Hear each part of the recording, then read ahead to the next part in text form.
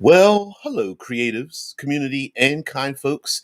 Welcome to RPG with DBJ. All of you co hosts here on a channel in which we talk about all things tabletop role playing games. And we are continuing um, an internal project here in trying to develop a tabletop role playing product and talk about the inner workings to get something like that out into the community, out into the tabletop role playing community. And you guys are if you would like to help me make this possible, and B, learn from my mistakes and learn the things that you maybe shouldn't do in terms of creating a role playing product, which is perfectly fine. You'll be able to see the fits and starts and whatnot. And I'm just giving a little bit of my insights and uh, quite a bit of my experiences when it comes to developing something and the things that I see. Now, mind you, of course, when it comes to the larger content creating sphere, I'm a nobody. I'm just this small press pub dude that's doing his thing with a full time job, like 99% of all other content creators out there, especially in the tabletop community. But watching how not everybody wants to know how the sausage is made, and today is going to be one of those sausage making episodes where it's going to be a lot of dirty words like let's see if the I'll get dinged for this and get shut down. We're going to talk about things like uh, brand awareness. Yeah, we're going to talk about that. We're going to talk about social media content. We're going to talk about how to advertise. Yeah, we're going to talk about advertisement. Yeah, what's the worst that could happen? Oh, yeah. Thank you. Boom, boom. I love it. So, let's get into about 4 or 5 or 6 of my top ways to advertise your creative idea and what it means to be this person. So, unfortunately, the thing that makes your idea great, uh, the artist in you, the creative person, the brilliant person that creates the thing that yeah, that creates the thing that makes your idea the most brilliant, the most brilliant creative concept in the world, probably isn't going to get allow your idea to be seen. It just isn't. We You guys know I talk a lot about movies, and we listen. We're geeks, so movies, anime, like comic books and graphic novels and all that kind of stuff. We love those kind of things. We love geeky things aside to tabletop role playing games.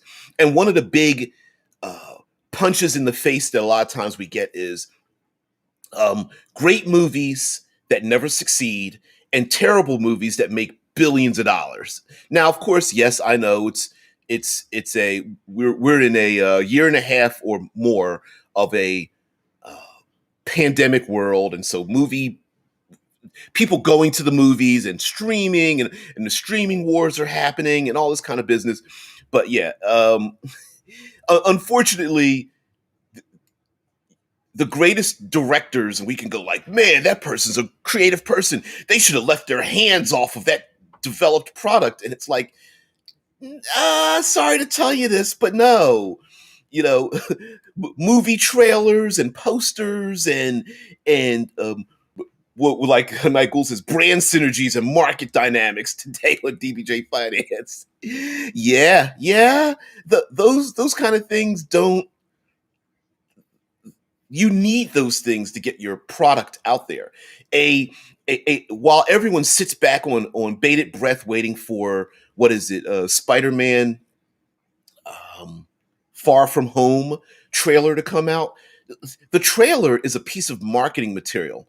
It is literally designed to get you to buy their product. And while everyone's waiting, like, ooh, I can't wait. Yet they're not going to release that until the appropriate time to get people excited without for lack of a better word, blowing their load. And so, what happens with us as creators? We're going to have to put on our other hat. We've got to put on the analytical. We've got to put on the financial. We're going to have to put on the advertiser's hat, and that sucks because, frankly, most of us, 99% of us, maybe anecdotally, we don't have marketing experience at all, and that is kind of what hurts us when it comes to making a great idea. So what are my top five? Okay, so the one thing, like Bofa says, obviously a 60-second Super Bowl commercial would work. I suppose if you have that amount of money to do that, I think there's better ways to spend the millions it would take. But that would be pretty interesting to see, like Watsy putting out like a Magic the Gathering / role playing crossover in a television commercial. But that actually points to one of my ideas in terms of reaching to the places where your idea would be most welcome. So Mufa says you could be successful if you credibly administrate cross-unit platforms and enthusiastically predominate wireless internal or organic sources. Oh, somebody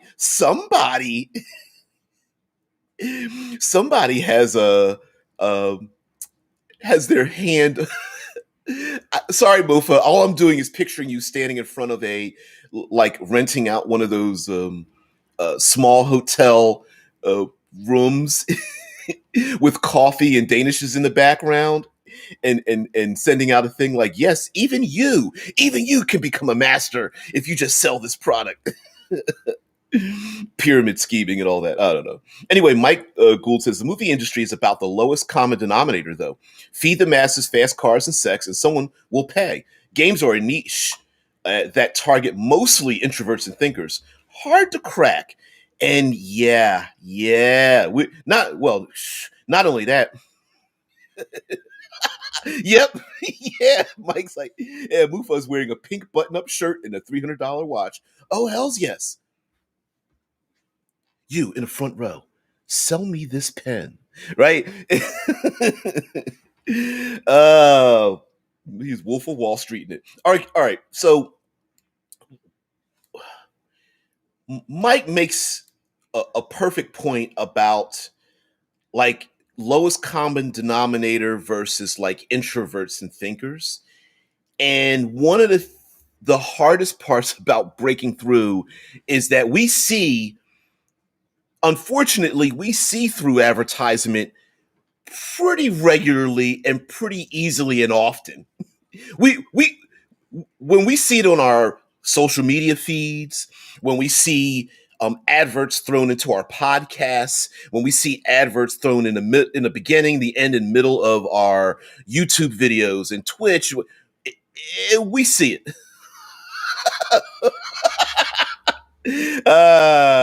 Funny. Yeah, but you get the point, right? It's like sell me this cup of ice, and you're sitting there in Alaska or something. Like, how do you do that? And that can be very difficult. So here are I'll give you my virtual list, and then we'll go through the bits and pieces. So one is early and often. Getting in early and often. You want to be value added. A high tide floats all ships. You want to be widespread with a narrow focus. You want to be an open book, and you want to cross cut through what you do with other things. So, what do I mean by all these? Early and often. What I mean, why I think early and often works, and this goes with the open book part of it.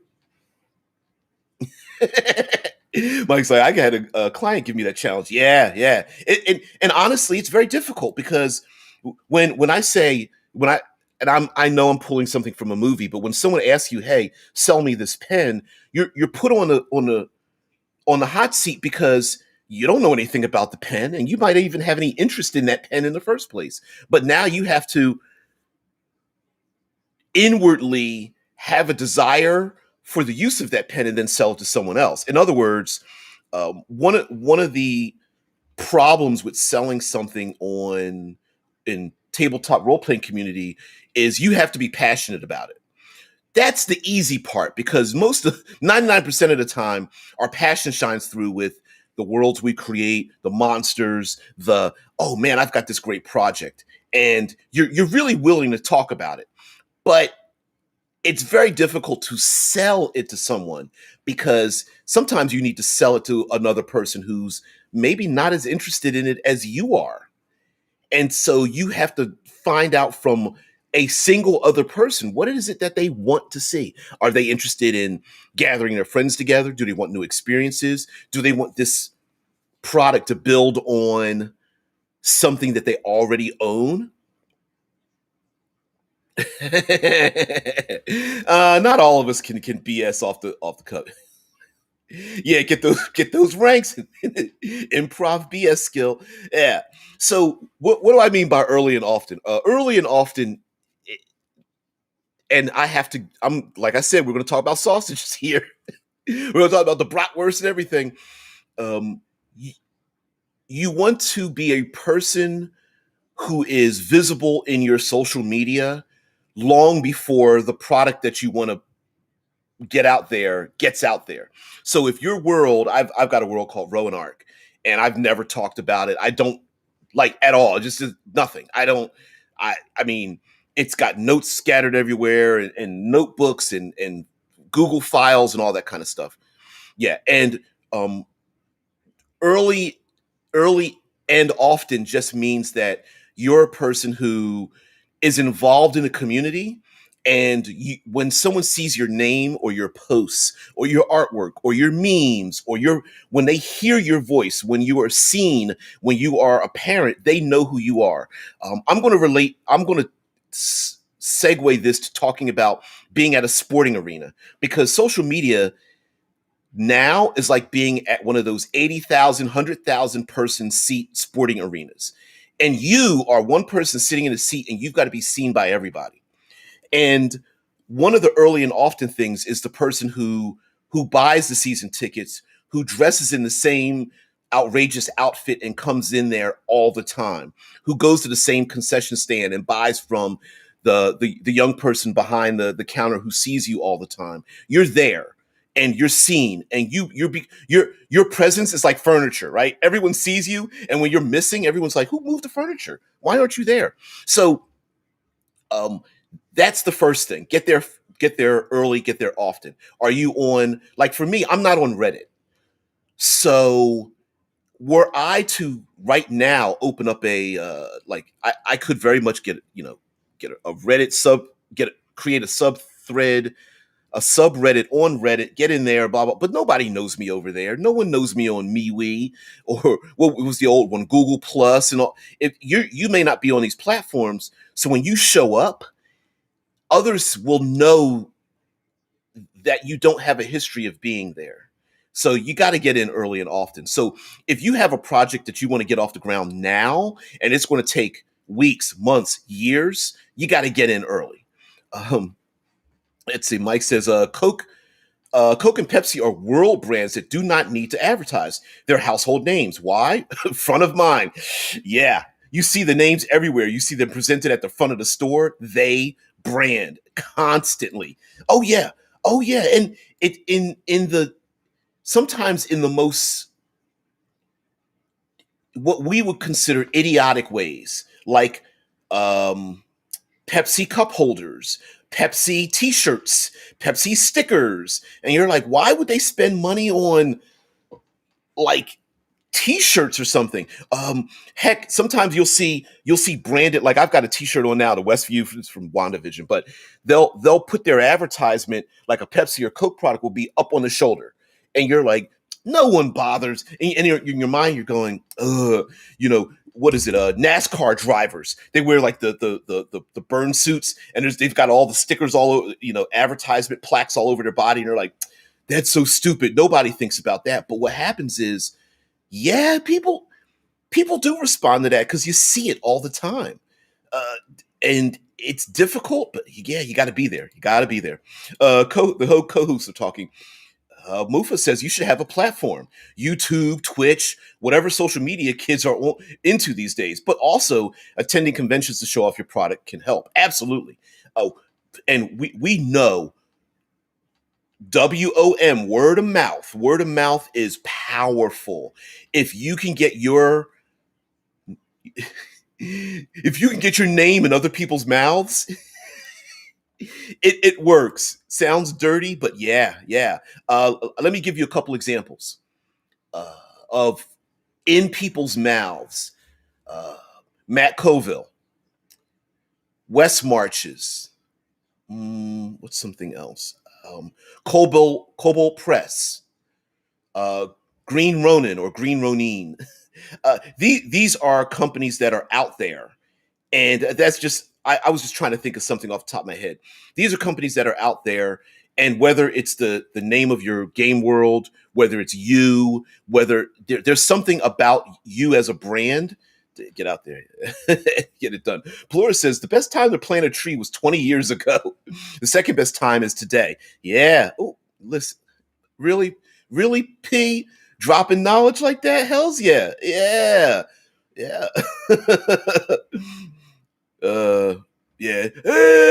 Damn social media kids, get it on my lawn. And here's a this is always a weird thing too with social media neighborhoods.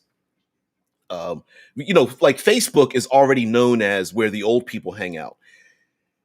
Why? It's still effective, just as effective as it used to be, but you know, young voices, old voices, quick, snappy responses to long conversations. Is it, is a Discord server better than Facebook, better than Twitter? I can't tell you that. Can't tell you all that.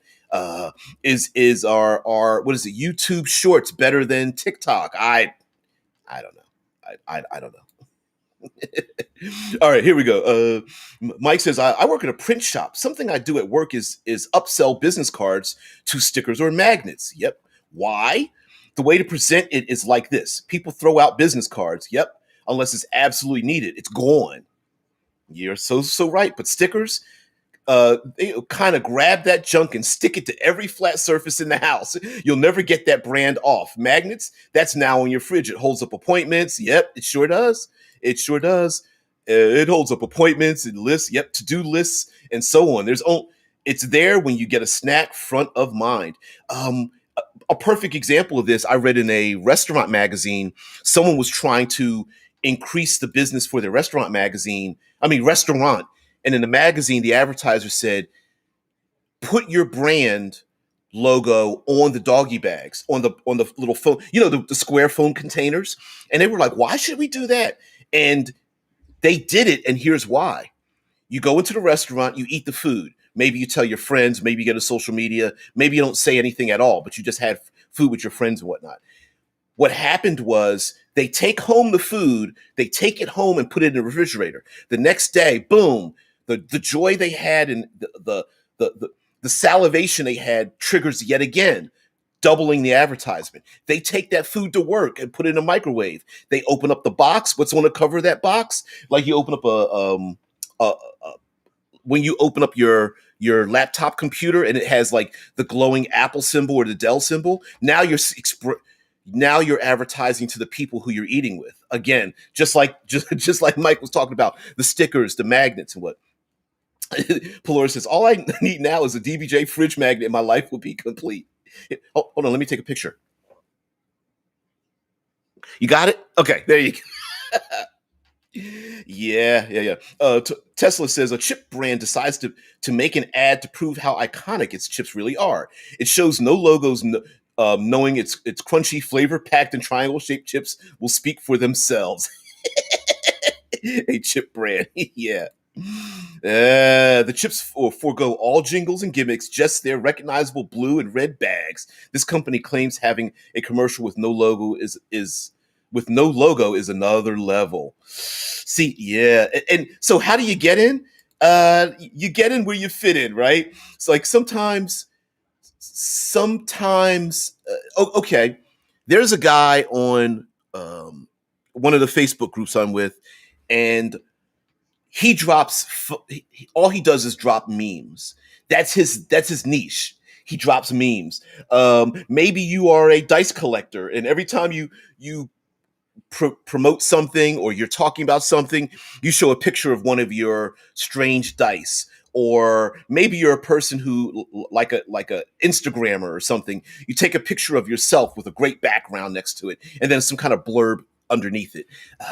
Maybe you're someone you love philosophy, so you pull out like a really brilliant quote from some like obscure philosopher. You drop that piece of knowledge, bam, and that's your thing. So, and I know it sounds like, well, it sounds like we're cussing at everybody, talking about branding, but we ourselves are our own brand. What's your personality like?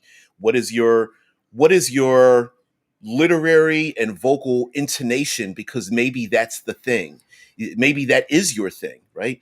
And some of us have a lot of problems putting ourselves out there when we go to the stadium, and when the camera is put on you with what is it, the love cam or the dance cam or the t-shirt cam or whatever, and they're just like, they put the camera on you and it's like, dance monkey dance, and you have to get up and you're just, everyone's like hiding their face and whatnot. Yeah, you're not going to get noticed that way, unfortunately. You got to put yourself out there. Mike Gould says, brand such that it can be seen more than once, brand such that it can be associated positively. Yes, brand such that it will be part of a person's everyday life. Make your brand versatile. To that end, the gaming industry is niche, but it's very socially aware. Gamers are here on YouTube. They're all over Twitch. They dominate Reddit. They're infecting TikTok. Get social. Yeah, and that is so difficult to do. Um, all right, so let's go to the second one because um, uh, what Mike is saying here about being associated positively, be value added. Now, again, controversial, but um, we, unfortunately, us in the gaming community, we tend to fall more negative than positive. What do I mean by that? Like, negativity sells. It gets attention. It gets clicks. It doesn't sell. It gets clicks. Um, Take a look at like Shadiversity, right? The the five worst weapons in medieval. The worst, the most terrible, the top 10 things you've never thought of. Your These are the 6 RPGs that suck at whatever the case might be. Negativity gets attention, no matter what it is. No, it doesn't matter the context. It doesn't matter the. It doesn't matter that we know it gets clicks. People will flock to negativity in droves, like flies and maggots. They will circle a negative comment in a second, and we tend to skew negative. And it's very easy to skew negative because it's like um it's like watching an Olympic level event, and somebody's got to go first, and everybody after that gets to judge the first person and judge them on, well, they weren't that good, their technique wasn't, and then each person after that has to follow, and again, here comes the judgment, right? So the community tends to flow negative. Unfortunately, with social media, it also makes a record of everything you do and say and appear. My voice, my words, my input, all of my all the things that I respond to, uh, all of that is a recording of everything I do and say. And you need to be value added on the platforms you're on and the people you interact with, and that means that you kind of need to start flowing positive. And like Plura said, the best time to to plant a tree was 20 years ago, but the second best time is now. You need to start flowing positive. It's hard because I get that people were just like, that game sucks and here's why, clickety clack clack clack, you know. Someone is popular in the gamosphere. Here's why they shouldn't be. Clickety clack clack clack. right? It's very easy to do that and to fall into that. And if you don't skew positive, other people, if you skew negative, it opens up the door for other people to do that same thing to you. When you spit on other people's products and their interactions, and then you open yourself up like, oh, well, if you're going to be a bully, I'll be a bully to you. What are you creating now? Right? Oh, oops, sorry. Um, yeah, yeah.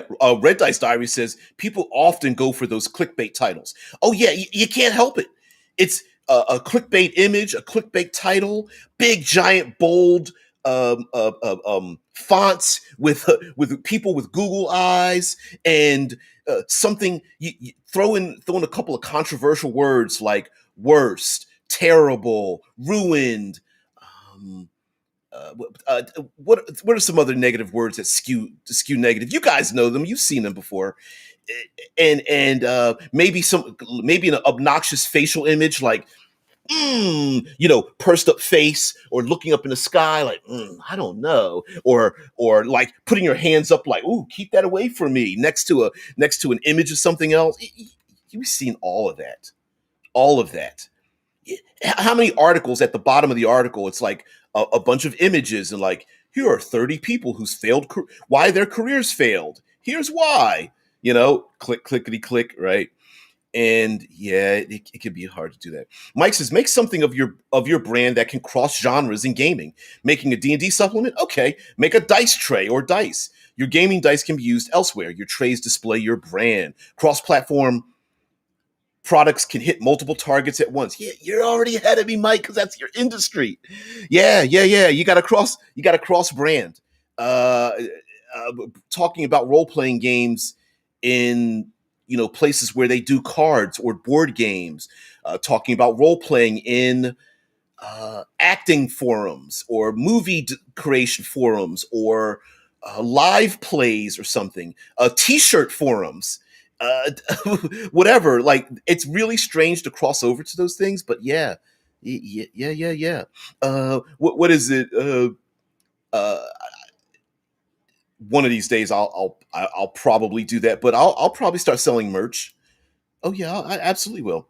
Mike says I had a Pathfinder player demand I sell my 5e out of the box to him. That was a similar conversation. Yep. Pelor says 5 reasons your players are killing your game. Insert reaction picture. Yep. Yep.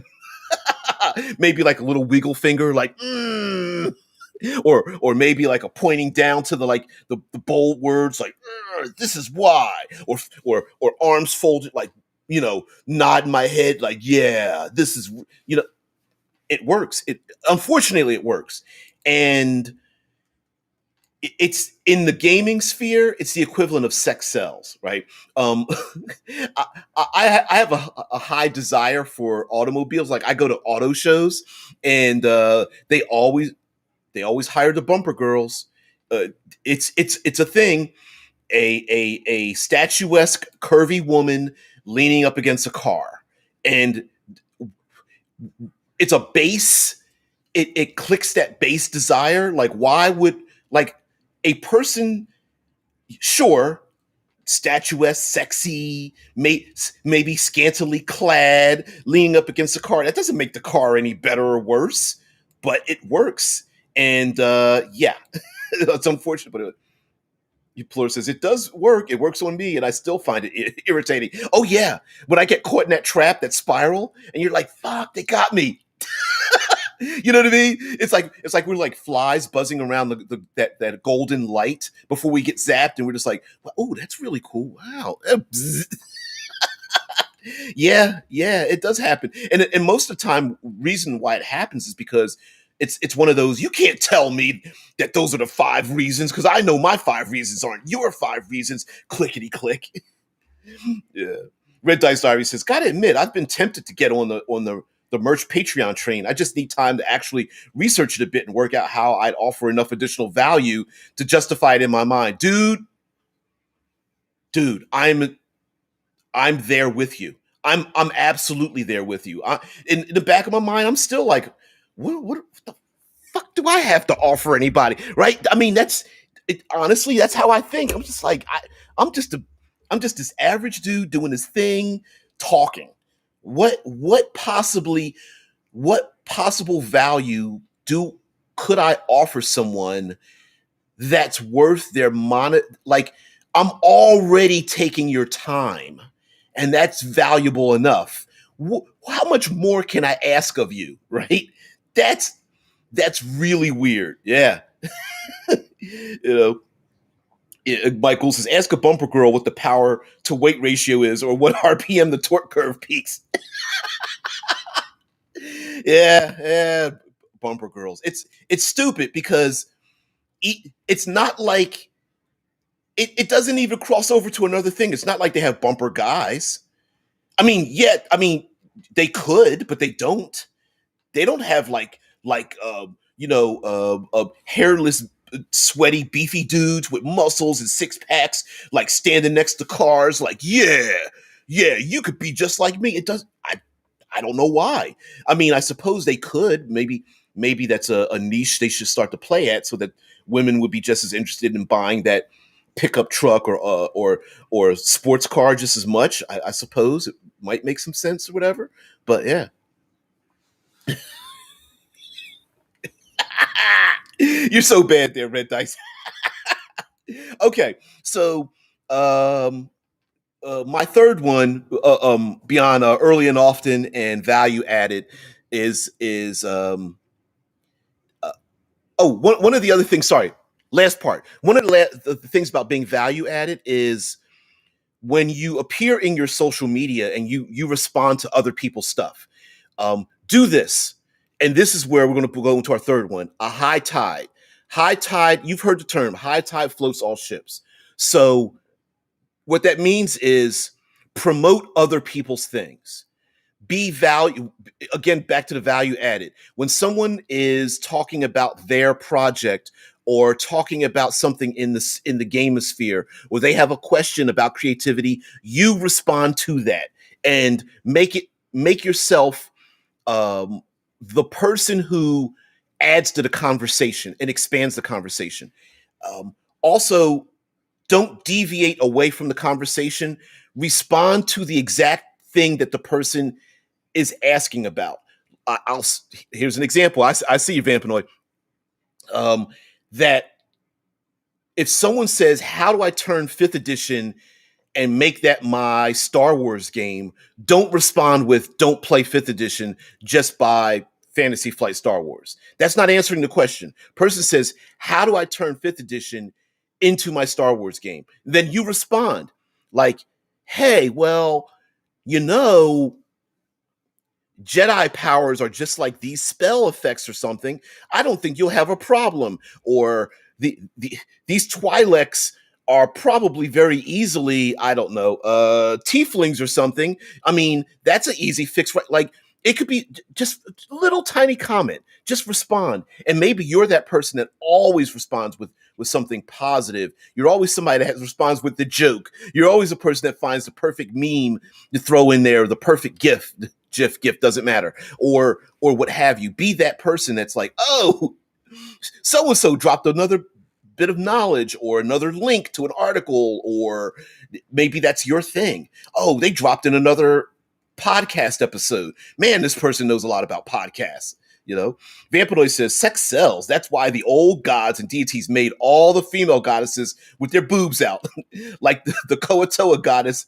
Okay, I can't even pronounce the yes, but bib, blib, blibdulup, blibdulup. I can't pronounce it. Ah. Yes. They all had their boobs out. Oh, they were kind of thick and round too. That kind of. Anyway, being stupid, but yes, sex does so, and there is a way. How do I explain this? There is a way to get clicks and to get people to respond to your comments in that way and then curve out of it. Some people might see through it, but here's a good idea. Look at the difference between um, Shadiversity and Nerdarchy in terms of YouTube presences, right? Shadiversity does a lot of like medieval weaponry aspects, and like what one huge one was nunchucks suck and here's why. And then he goes about like, talking about how much they suck. Then compare that to say like Nerdarchy. Nerdarchy will be like, it, is multi-classing ruining your game? And then they respond with, well, here are the goods and bads, right? You can use a negative prompt to start a conversation, but then when you person goes into that prompt, you're being balanced with your opinion, right? There are ways to do that. There are ways to get around that. Oh man. Quote, 5 reasons D&D 5e makes better for a better Star Wars game, angry face. So 5e is better for a better Star Wars game. Yeah, stupid, right? Yeah, I know. Uh, I yeah. The one thing you don't want to do with responses is to um arrogantly and dispassionately cast aside the question that the person is asking. You see this. The literal official Dungeons and Dragons Facebook group is notorious for this. Like someone will go, I have a player who plays a rogue and uses sneak attack all the time. It's ruining my game. How do I fix it? And then you'll have a bunch of people like, well, you don't fix it at all, blah, blah. And they're just like, and just will blast the person for bothering to ask the question. Assume if someone's asking a question that they are open and honest about the response that they want. Like, don't assume that they're being stupid or they're being ridiculous, or don't layer on things you don't know that aren't within the context of the thing being said, right? Yeah. Mike says, when I have a tough client, I'll typically approach with, let's not talk about what I cannot do. Let's talk about what I can do. Make the conversation positive. Even if you cannot serve the client, they'll have a positive outlook. Yeah, outlook, and they'll come back. Oh yeah. Oh yeah. Oh, what's the other version of that? Every person that comes into your store is a customer, whether they buy something or not. A lot of people fail to realize that. You ever walk in? It's why people hate car salesmen, because when you walk into a car sales place, they try to hard sell you to sell you a car rather than selling you on what they can do for you and other people, so that if you have a positive experience and don't buy a car, you'll come back.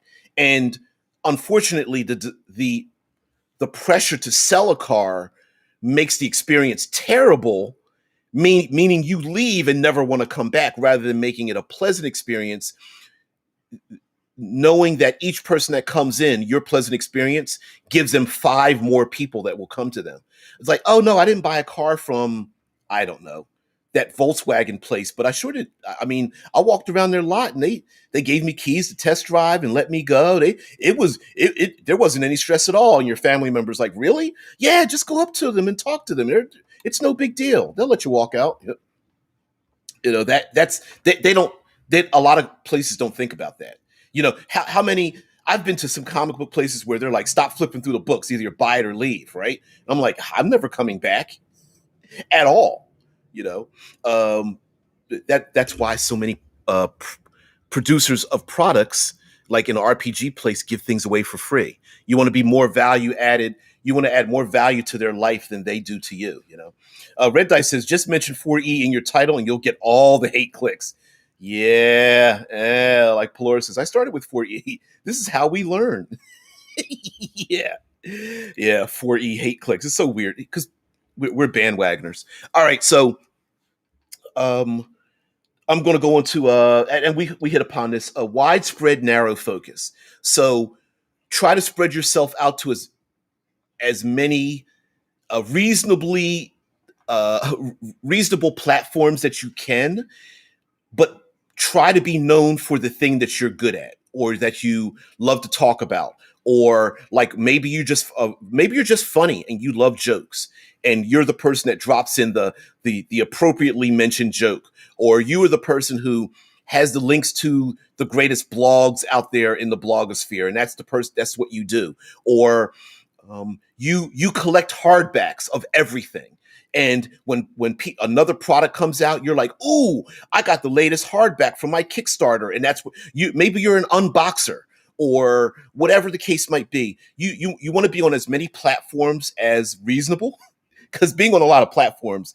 takes a lot of work. That's why people hire social media consultants whose only job, like famous people, actors, musicians, and whatnot. Most politicians, most of them do not put out their own. They aren't on their own social media. They have a social media consultant that produces a thing for their social media, runs it past them, and then blasts Twitter and Twitch and YouTube and Reddit and all the whatever the case might be. That they have someone do that for them in their voice. Now, are there people who are really good at constantly being on Instagram or something? Yeah. But fall into your niche and people will know you for your niche, but try to be as widespread as possible, but try to be narrow focused so that you're not like you're not being randomized, but you do want to shotgun all over all over social platforms. Okay, let's get back into what our co-hosts have to say. Mm, the local Honda dealer is appalling for a bad approach. That's why I bought a Mazda. Yep. Yeah. Yeah. Matter of fact, we have a Honda Civic. It's paid off. It's got like less than 35,000 miles. It's 7 years old now, and it's a sweet car. We went in to buy that car. It was the smoothest thing. If I ever, I know you're being funny because your Honda dealer was terrible. This Honda salesperson was so cool. I will guarantee you, we go buy another Honda. That's the person and place we're going to go back to. Period.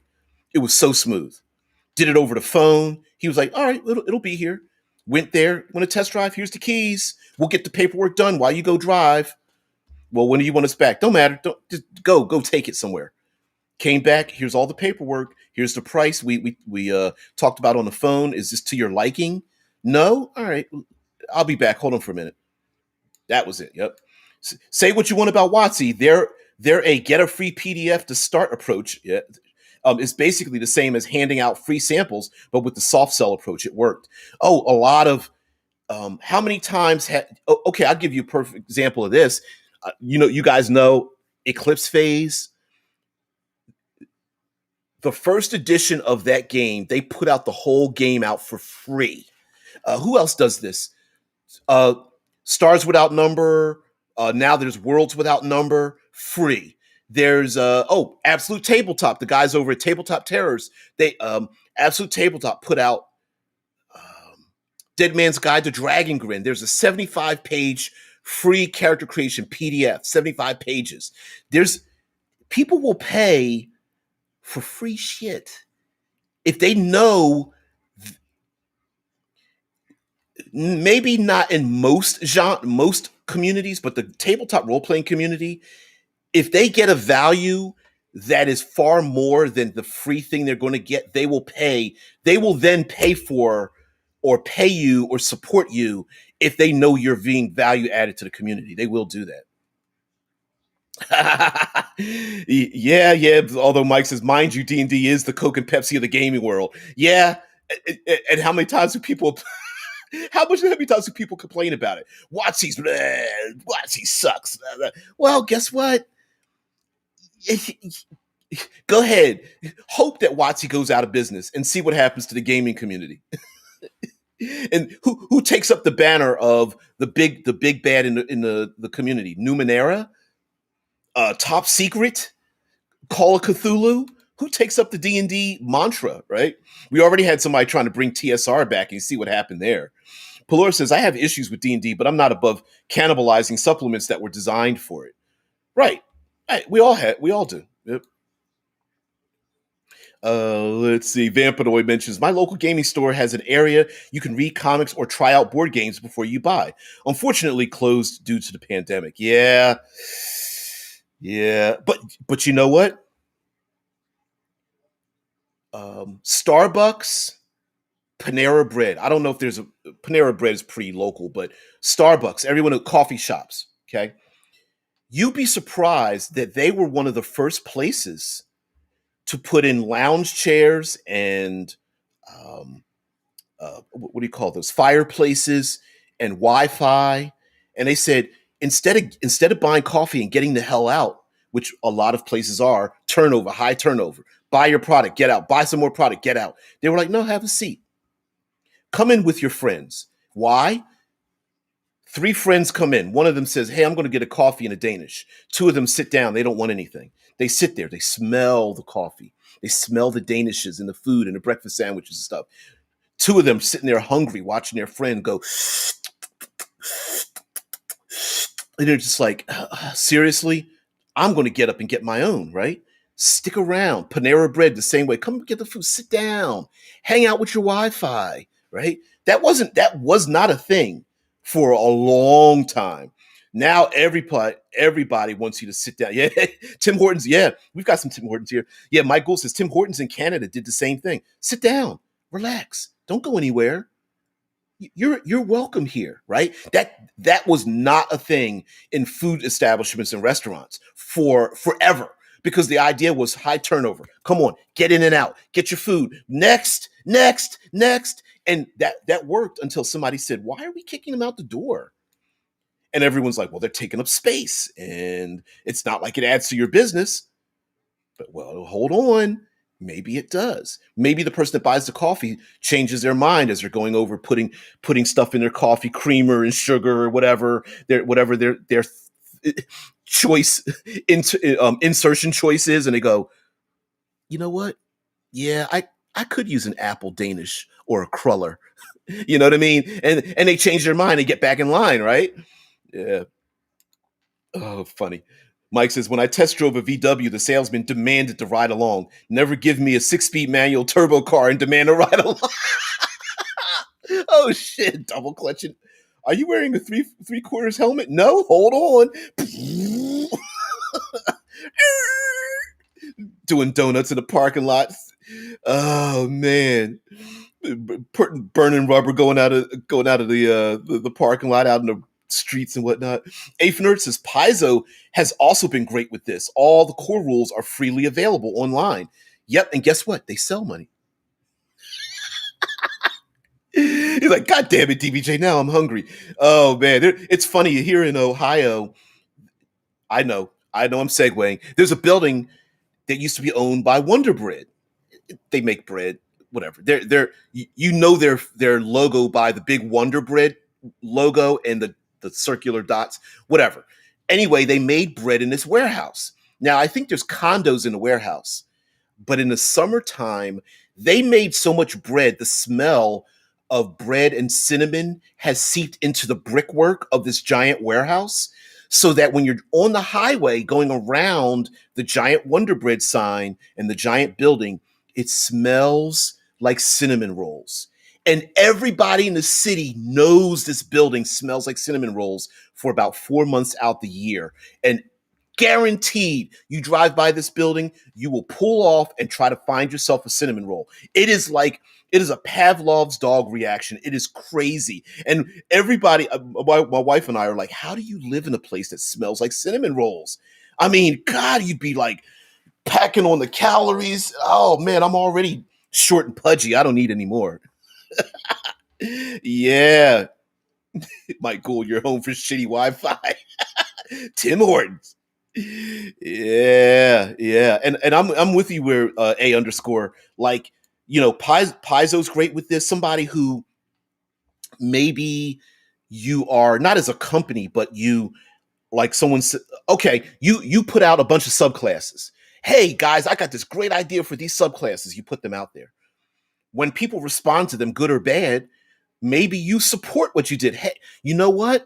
I put out my version of a witch hunter. Someone goes, I like your witch hunter, but I think this should be tweaked. and respond positively. Remember, value added. I thought about click, click, clickety, clack, click, clack. I agree with you. That was my first in thing to do this thing, but I changed it because it was a duplicate of it. Or when you combine it with the rogue or the barbarian subclass that does this thing, it really ruined my game. So I decided to change it. And then maybe that other person didn't think about that and goes, oh, or they thought about it and go, yeah, but I think that's cool. And you're, oh, okay, well, you know what? In your game, do whatever you want. That's awesome. It's yours. Go ahead and do it. Respond in kind and be, not promote, but support your own thing by adding another brick in your own foundation. Vampiro says, one of my other shops has minis available to use for free. Ooh, didn't start off as a lot, but some people, myself included, just started donating the duplicates they got from boxes, and now it's a huge collection. There's a Magic the Gathering place that's at a comic book shop nearby, and they do the same thing. You come in, oh, I want to get into the game, and they have the snobby group on one side, and they have the free tables on the other side. Oh, here's some decks. Go play some cards. Here, yeah, are they a bunch of like commons and uncommon cards? Yes, but you want to learn how to play? Here, sit down. You know what I find annoying? Casinos should do that more often. You walk into a casino, they should have a beginners tables, beginners thing, like, oh, you've never played baccarat or craps or roulette or I don't know, poker or something. Here, hey newbie, come over here, do this thing, right? Michael says, I can remember being the best man at a friend's wedding. He's easily the whitest guy I know who married a vivacious black woman. So I used a loaf of Wonder Bread to tell his story. His new wife laughed the loudest. Wonder Bread. Yeah, that is some white bread. Very white bread. It's almost like not even real bread. Sorry, Wonder Bread. Yeah, it goes green. After like 3 months, you're like, how did it take so long for the bread to go bad? Oh shit. Okay, so lastly, I will say, be an open book and be honest about mistakes. And this is kind of my last one. Be honest about mistakes and show things behind the scenes. So an example would be, sometimes the best sales technique isn't all the bright and shiny. Sometimes it's how the hell does the thing work? A good example of that is how many times all of the cooking shows, makeup shows, fashion shows, the behind the scenes reality shows of how to make a thing happen, whether it's like the cosplay shows or strangely enough, we as human beings love to see car accidents. We call it, well, on the East Coast, we call it rubbernecking. In the Midwest, it's kind of called gaper delay.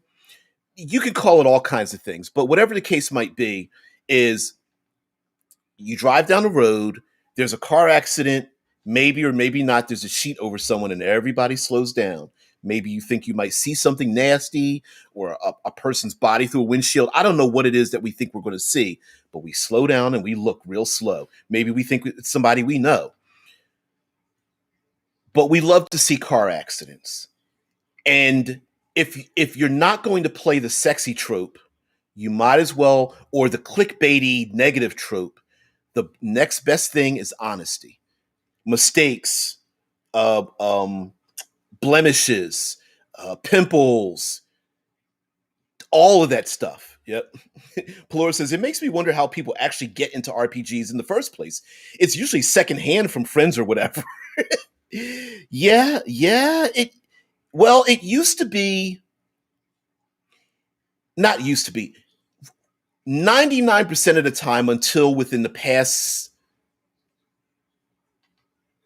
5 to a dozen years, it was you only got into RPGs because a friend or family member got you into it. It was all word of mouth. It was literally you got taught and played by word of mouth. Now we've got places like Critical Role where you can get online and find out what role playing games are and get involved without that. But that's the new hotness, not the your cousin got you into the game because he was carrying around these books and funny looking polyhedrals and what is the hell is that about? Mike says honesty with yourself and the willingness to both promote yet stay humble and open to criticism is the finest line to watch. You mentioned Colville; he's a great promoter. Try this, try this. Tell him he's wrong. Yeah, yeah, yeah. Hey, Ag R says we don't make mistakes. We have happy accidents. Bob Ross. Yeah, yeah, yeah, yeah, yeah. Sometimes the best promotion is to go, you know what? I made these subclasses and they're broken. Can you guys help me fix them? Or, you know what? I thought about modifying these spells, but I think there's something missing in it. I plan on adding them to my own game world. Do you guys have any ways to fix these things? Or, you know what? I made 5 subclasses. What do you guys think? Someone else goes, you know, somebody already made the Witch Hunter. You go, oh, they did. Where's that at? I want to compare it to mine, right? And someone goes, well, I think maybe if you tweak this and this, your Witch Hunter probably be better. What is your world like? You go, well, in my world, Witch Hunters, it's like I don't know, the Renaissance period, or it's the far future. Oh, that's why you have this thing in there. Okay, and you start the conversation, but maybe it's just wrong. Maybe it's just broken. Michael says RPGs used to be the geeks' speakeasy. Yeah, it was its own secretive culture. Now it's very public. Infinite Role Plays DOS got me into D&D. DOS. My brain. Hey, what's up? What's up, Infinite? I don't know what DOS is. It's on the tip of my tongue, and I'm just like, I've seen that acronym before. I can't picture it. Sorry, dude. But always good to have you here. And AG was good to have you back as well. Going back to the Bob Ross thing, here's a dude who, for 23 minutes every weekend, decided to. I think he used to be in the military and promised himself he DOS, yeah, this operating system before Windows, yeah, okay, really that got you to D&D, but anyway, um, Bob Ross, this guy decides to go, you know what, I'm gonna make a painting, most of them expertly created, and just go, you know what, let's just have some fun with this. And did he throw down his paint stuff and say, "Oh, I fucked this up"? Oh, tosses his paint and takes the painting and breaks it over his knee because he screwed up. No. And honestly, did we ever think that he ever screwed up? Never. Why? Because he's like, you know what? You know what? Okay, yeah, that's what I'm gonna do. I put blue here instead of green. I'm just gonna go with it. Happy little mistake. Whatever. Let's go past it. Let's move past it. Let's keep going. And uh, the best sales thing for you to do is to let people in on whatever you're going to do. Bob Ross, I would like to rage here. Here, let me rage peacefully. Could you imagine just one episode like they just kept the cameras rolling? He's like, "Fuck this! This painting sucks." That would be hilarious. I don't think he was like that. From what I understand, uh, he wanted to get into something where he didn't have to yell at anybody anymore, but whatever. Pelora says, my point was that a lot of role playing products are marketed towards people who are already into the hobby. I don't see much that's directed towards the dabblers and newbies. The only thing I see are games made for children. Um, what's the big one that I can think of? Um, oh, Monty Cook games. No place for evil. Um, Get out of here, evil. Oh, come on. You guys know it. I'm not going to look it up. Um, oh, I'm going to look it up. Sorry.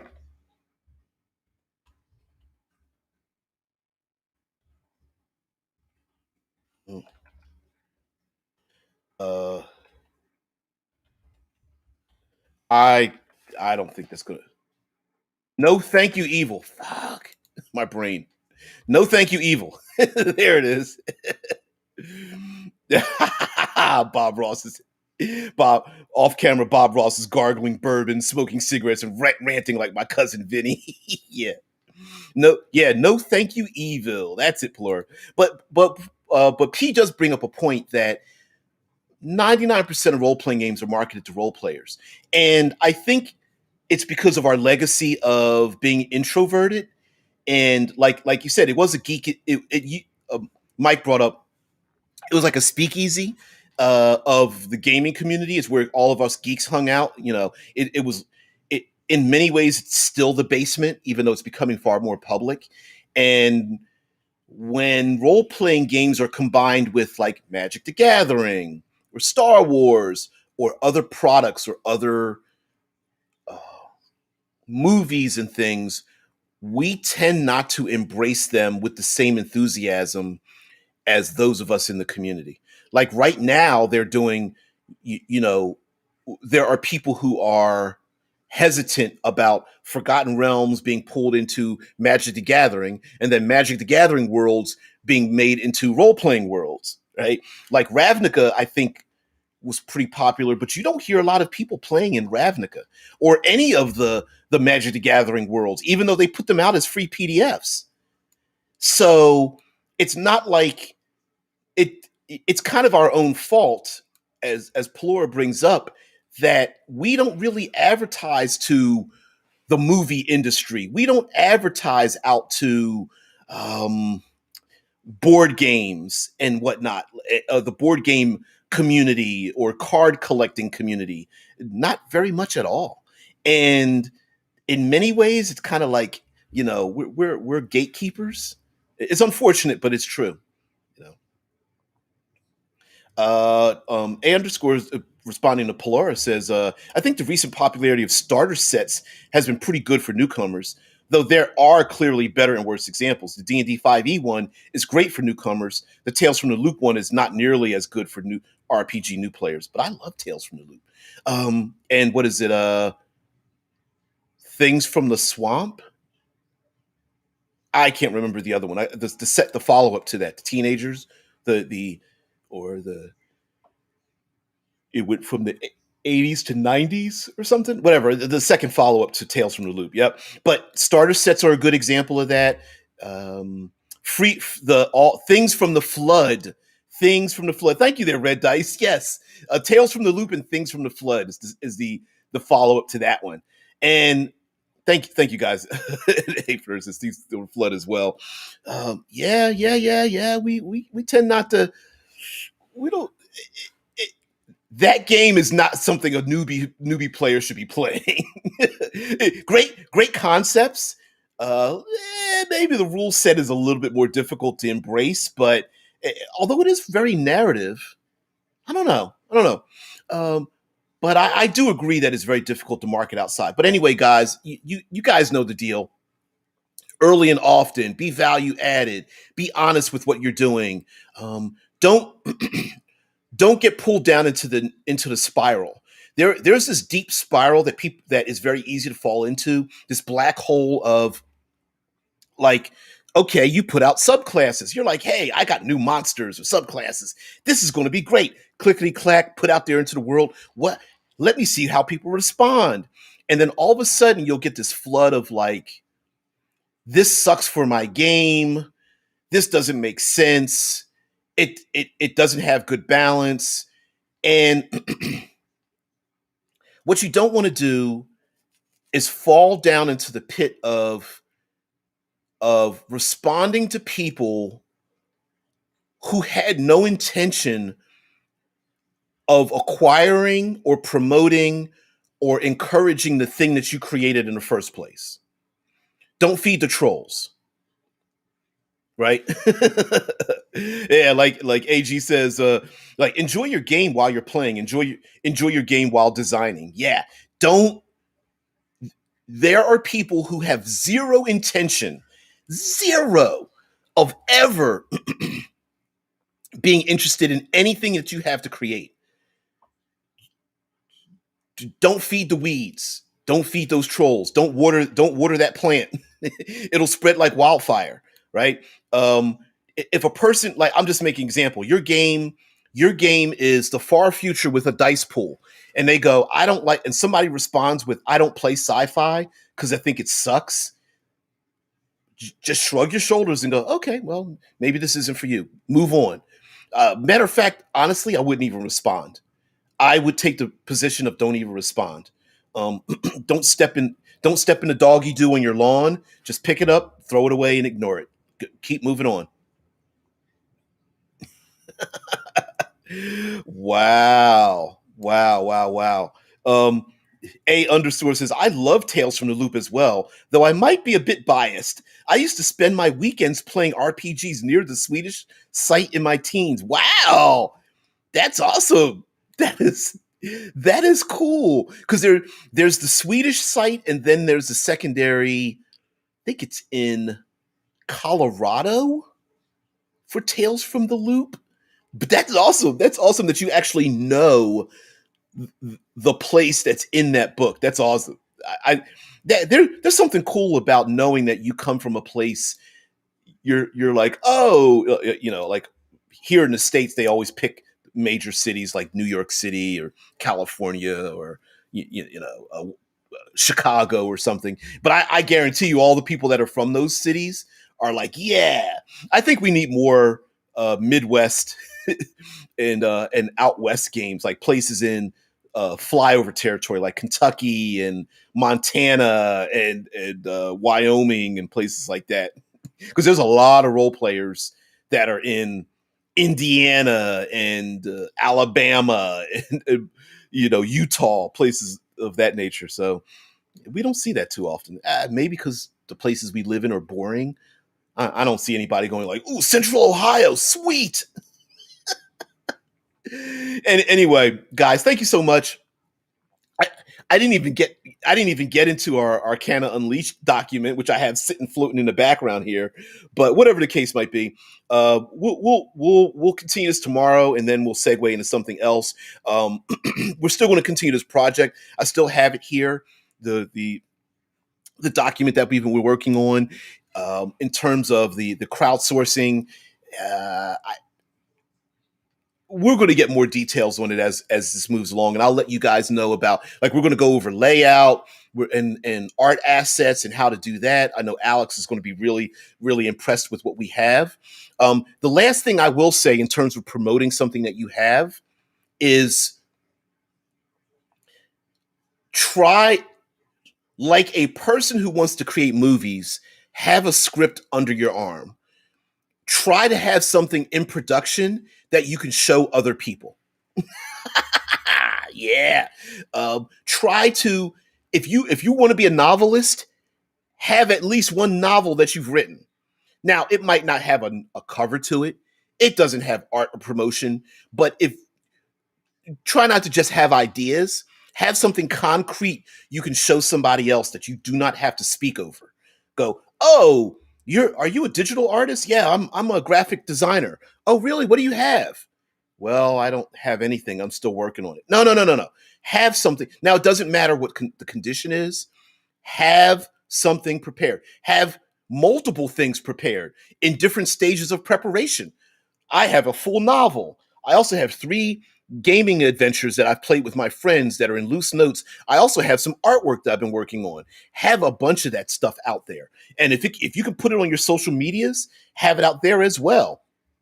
There's a guy who, excuse me, there's a guy who does maps, and he does time lapse, fast forward time lapse of him hand drawing maps. That's it. And they're like 30 seconds, 50-second long things, and they are sweet. All he does are hand drawn maps. and he's got a Patreon and stuff. It's just ink, pencil, ink, draw, write, erase, ink. That's it. If you have something, if you're an artist, show yourself doing some of your artwork. It doesn't matter if it's sketching. If you're a writer, have 2 chapters or something available for somebody to read. If you are you want to be an RPG designer, some of your favorite games, have some of your notes out there or whatever. Have something that somebody can see or point at or turn to and go, oh, here, let me give you a link to my thing. Yep. 2-minute tabletop? Sure. Why the hell not? Right? Why not? How many? I mean, you can only get so much information across on like TikTok or YouTube Shorts, but at least they're out there. At least this person's like, oh, I don't know. They're reading through every monster in the monster manual. The Aarakocras, because I like to pronounce the 2 A's significantly. The Aarakocra. Hey, I use the Aarakocra in my game in this way. Done. All right, what's the next one? Banshee. Banshees make a great blah, blah, blah, blah, blah. Adult dragons. All right. Oh, you meant 2-minute. Oh, you meant 2-minute tabletop does time lapse maps. Oh, it wasn't 2-minute tabletop. I can't remember his name now. Fuck. My brain's farting right now. Yeah, but yeah, yes. But to give shout out to 2-minute tabletop, the exact same thing. Maybe find the niche that makes you comfortable. Put your stuff out there. Don't feed the trolls. And that way, when somebody when you need to point someone to what it is that you do, you can then go. Dyson Logos does that. It's not Dyson Logos, but let's see if I can find this person. Let's see if I can find them. But yeah, I can't. Hmm.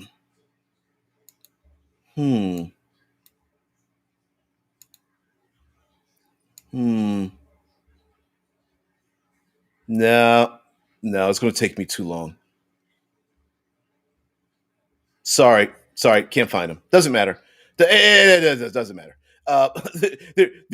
Listen, there's a ton of people out there doing podcasts and interviews and side things, T-shirts and dice and unboxings and all that kind of stuff, right? And you know, find where you fit in and just have something to show for it. And also, the more you produce that other people can see, the greater ability others have to analyze what kind of person you are. Maybe you're not very good at talking to people, and all you do is have canned background music, and you show your artwork. You just page through your artwork, or you draw something. Maybe you don't want your face seen at all. There's a ton of people. All they do is they have their hands visible, and they're like, I unboxed this thing. There, Robert, the narrator, has a channel, and he keeps his head out of the camera. He just has it from the chest down, and he talks with his hands and stuff, and he talks about the project as he's working on. You've never seen his face before, okay, whatever, right? So there's ways to get around. I don't want to be a visible person on the interwebs, but there are ways to get around it. And why the hell not? Why not put something out there? And if somebody can, the more someone knows about you, the more they can trust the kind of individual you are to then be able to respond with how you would act if they worked with you, so that others are seeing, they can see your behavior and your production value and your consistency and your antics. And maybe, just maybe, because this is a segue into tomorrow's, what is luck but opportunity plus preparation. So we're going to talk about that tomorrow. Yeah, Red Dice, I'm the same way. Man. He's like, yeah, I happily slap my ugly mug in my vids. Good point, though. Yeah, there's ways to get around that. A lot of people do that. Not blue or green screening, but I mean, like, having doing voiceovers or doing podcasts or something like that. But anyway, guys, everybody take care. Have a great one. Like Mike said a little while ago, be shiny and advertise your materials and stuff. Whatever he said. Hey, Plora, thank you very much. Guys, have a great one. I will see thee later.